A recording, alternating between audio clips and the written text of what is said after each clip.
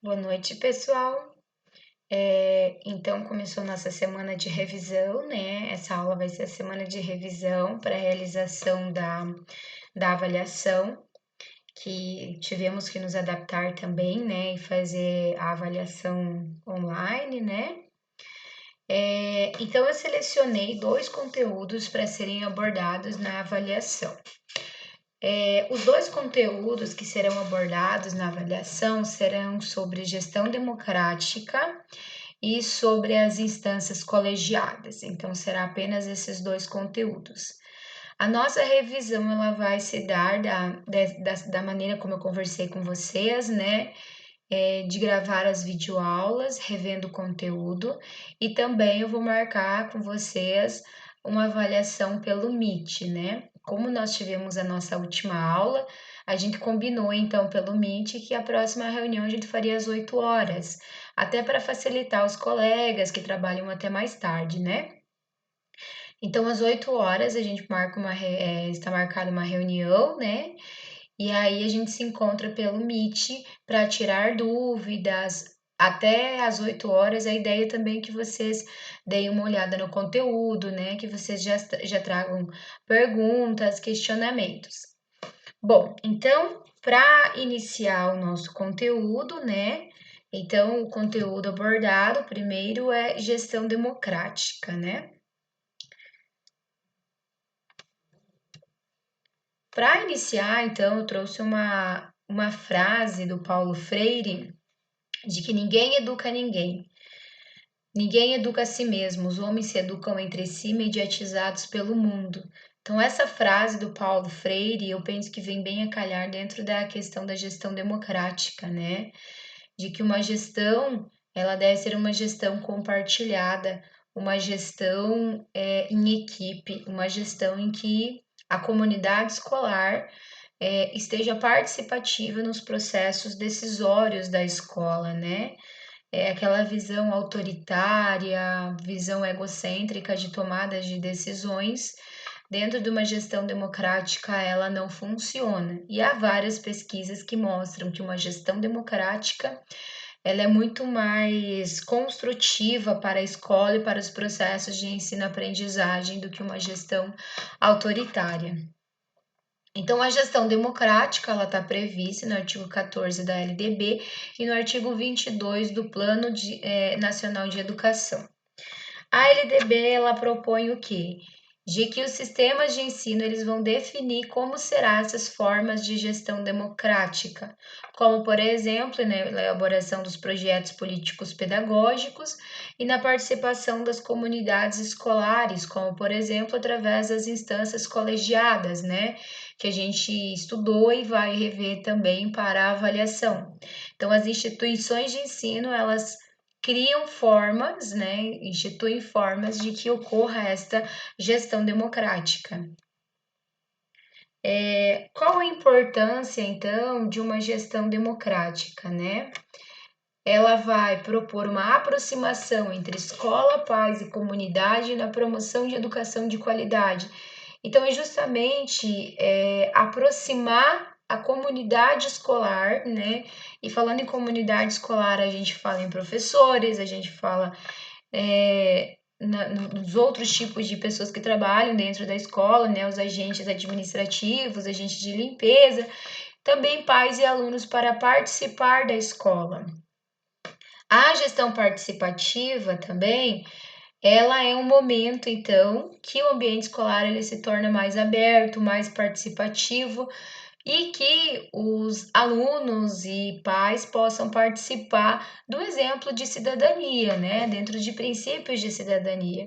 E aí, como foi falado, a escola e as instituições de ensino, elas criam formas, então, de participação, de ajudar, por exemplo, a tomar decisões, né, dentro da escola, né, de como investir os recursos financeiros da escola, como deve ocorrer os períodos de avaliações institucionais e como deve ser esse período de avaliações institucionais, não apenas uma forma de participação, por exemplo, vendendo bingo na escola ou participando de festas na escola, né? Não é nesse sentido, mas é um sentido de mais de tomada de decisão, né? De participação realmente efetiva na escola. Aqui foi que eu já comentei com vocês, né? Como que se pode então definir uma gestão democrática, né? A gente pode definir, então, com uma gestão democrática como um processo que cria condições e estabelece as orientações necessárias para os membros de uma coletividade, não apenas tomem parte de forma regular e contínua de suas decisões mais importantes, mas também assumir compromissos para que essas decisões elas realmente se efetivem.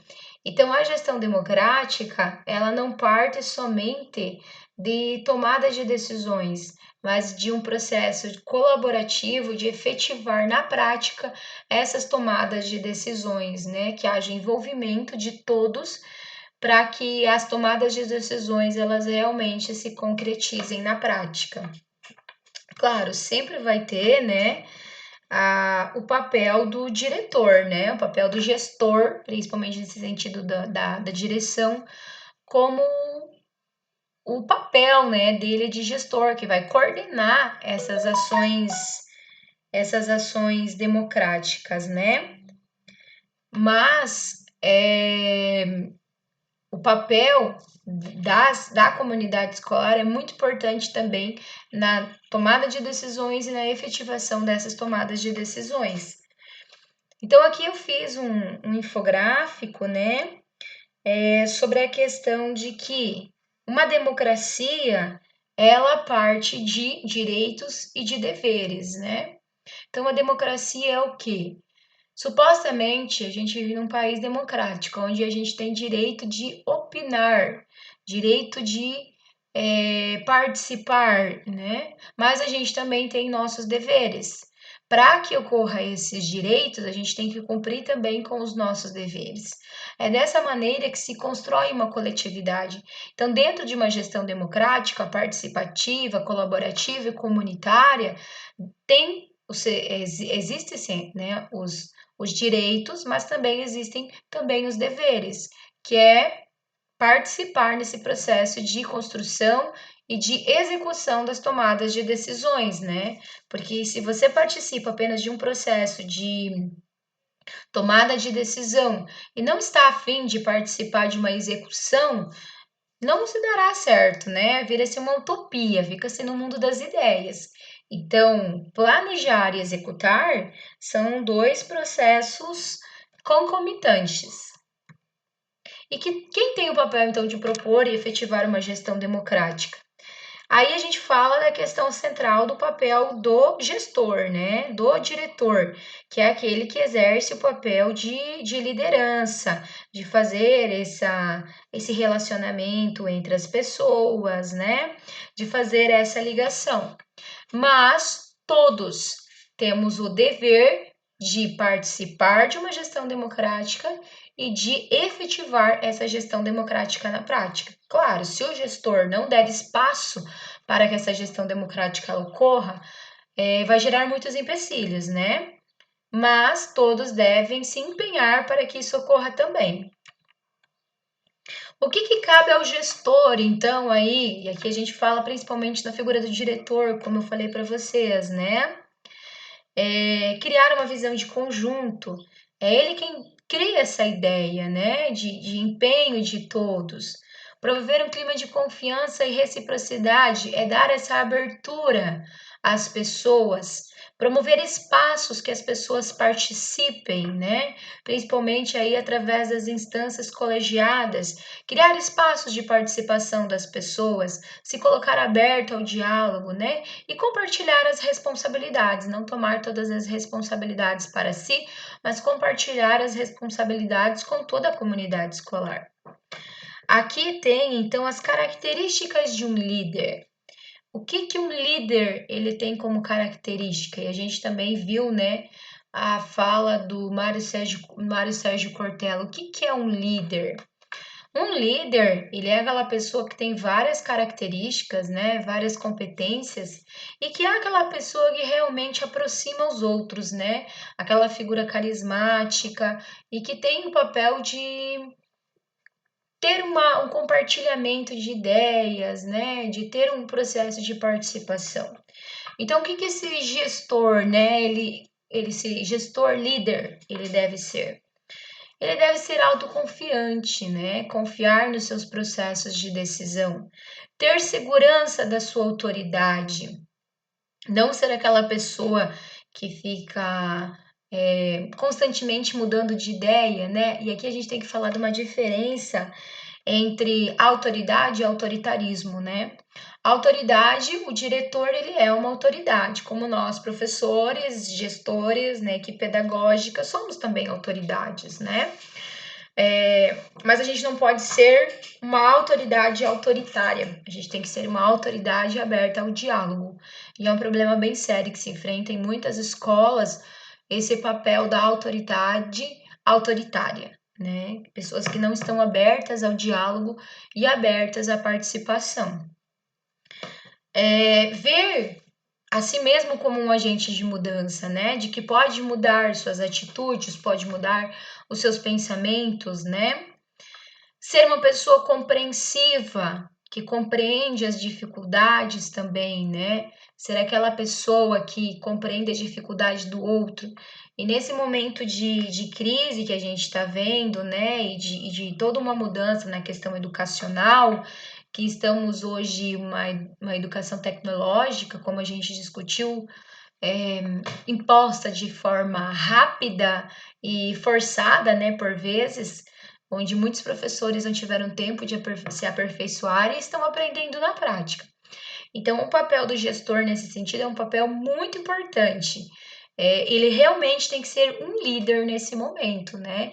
De auxílio, de compreensão, que apesar de todos os problemas, ele tem que compreender as dificuldades, né? O sentido de compreender as dificuldades não é você deixe passar, deixe estar, mas é de compreender as dificuldades e ajudar no processo de melhoria, né? É aquela pessoa que consegue ter uma habilidade nas formas de comunicação. E como eu falei, nesse momento também é um momento bastante importante de como se comunicar, né, com as pessoas, como saber conversar com as pessoas, ouvir os diferentes tipos de opiniões, não impor somente a sua opinião. Por exemplo, processo de decisão de como vamos fazer o processo avaliativo dos alunos, né? Não impor uma decisão, mas sim dialogar com os professores, né? Dialogar com a equipe de como deve ser esse processo avaliativo, né? Então, nesse momento, ter um meio de comunicação eficaz e um meio de comunicação aberto ao diálogo, ele é bem importante, né? Manter o foco nos objetivos, então, a despeito das dificuldades, obstáculos e contratempos, ter sensibilidade às pessoas, é que a gente comentou, né? Ser essa pessoa que entende os outros, uma pessoa aberta ao diálogo, né? A 8 ali fala uma pessoa sociável, né? Uma pessoa, então, que tem uma compreensão das outras. Criar esse clima de apoio e confiança. Vocês podem perceber que todas essas características são características bastante marcantes que estão sendo bastante reafirmadas nesse momento de crise, né? Então, todas essas características, o líder está demonstrando ter ou não, né? Neste momento de crise que a gente vem enfrentando. Ser carismático, né? O ser carismático, como eu falei antes, não é passar a mão na cabeça de todo mundo, né? O carismático é aquele que ouve o outro, que dialoga com o outro, né? Que entende as dificuldades do outro e ajuda no processo de construção, não é passar a mão na cabeça, né? Saber ouvir, a gente já falou antes, né? Ser ético, honesto e íntegro nas suas decisões, ter senso de justiça, ser coerente, ou seja, entre aquilo que ele fala e aquilo que ele faz, né? exigir algo, mas não fazer aquilo, né? Então tem que ser uma coerência. E gostar do que faz. Isso é um fator primordial, né? Gostar daquilo que a gente faz. E isso é muito importante para nós professores também. Ah, eu não vou ir para a profissão professor porque eu não tenho outra opção. Não, eu tenho que gostar daquilo que eu faço. Claro que nós temos muitas dificuldades, enfrentamos muitos obstáculos, muitos desafios na nossa profissão. Então, a gente já falou muito sobre isso, né? Que não é uma utopia, a gente não deve achar que tudo é lindo e maravilhoso, que todos os alunos vão aprender da mesma maneira, que todos os alunos vão aprender bem, que não vamos enfrentar nenhuma dificuldade na escola. Vamos enfrentar muitas dificuldades, tanto em questão com os alunos, com colegas, com recursos, mas a gente tem que gostar principalmente daquilo que a gente faz, porque é horrível, né? Você trabalhar em algo e ficar o tempo todo olhando para o relógio e não ver a hora de sair daquilo. Na nossa profissão, isso não dá certo, né? Você tem que gostar da tua profissão. Então, a gestão descentralizada, né, que é essa gestão democrática, ela vai fazer com que o espaço escolar seja um espaço mais aberto ao diálogo, um espaço de companheirismo, né? E como foi falado antes, sem focar nessa questão do autoritarismo, da hierarquia, né? Quando você tem uma gestão democrática, há várias pesquisas que indicam que o ambiente escolar, ele é um ambiente escolar mais alegre, é um ambiente onde tem uma maior produtividade, produtividade no sentido de melhor aprendizagem e de satisfação no trabalho, né? E também uma gestão democrática, ela vai permitir com que vários problemas, como por exemplo, índices de violência, eles sejam combatidos. Há várias pesquisas, vários artigos escritos nesse sentido. Ao você trazer a comunidade para a escola, vários índices de violência, de depredação, de destruição do patrimônio foram resolvidos. Foram práticas adotadas em muitas escolas de periferia, né, escolas de classes sociais mais carentes, onde existia um certo ver a escola como se a escola fosse algo apartado do ambiente, né, da comunidade. E ao trazer a comunidade para dentro da escola, tornou esses ambientes mais próximos. E aí, como nós falamos, as instâncias colegiadas, elas são ambientes propícios para que se crie essa gestão democrática, né? Para espaços de diálogo, espaços abertos de participação. A participação, então, das instâncias colegiadas, né? A gente já vai falar melhor e também sobre as instâncias colegiadas, a PMF, Grêmio Estudantil, Conselho Escolar, né?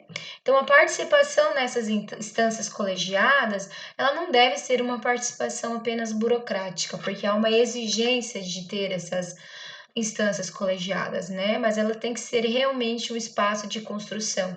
E as pessoas que fazem parte dessas instâncias colegiadas, que elas não sejam apenas participações também burocráticas, né? Que participam apenas porque deve-se ter pessoas e que vão lá apenas para escutar e acatar decisões da direção, mas que as pessoas realmente vão pela participação, empenhadas na construção de um espaço escolar mais cidadão e mais construtivo, né? Colocar então em prática essas gestões, essas instâncias colegiadas, nem sempre é fácil, porque, como foi falado, depende também da conscientização e da participação de todos no empenho de tomada de decisões e de efetivação dessas tomadas de decisões. Pessoal, então, esses são os slides, né, sobre gestão democrática. O próxima videoaula que eu vou gravar, então, será sobre as instâncias colegiadas.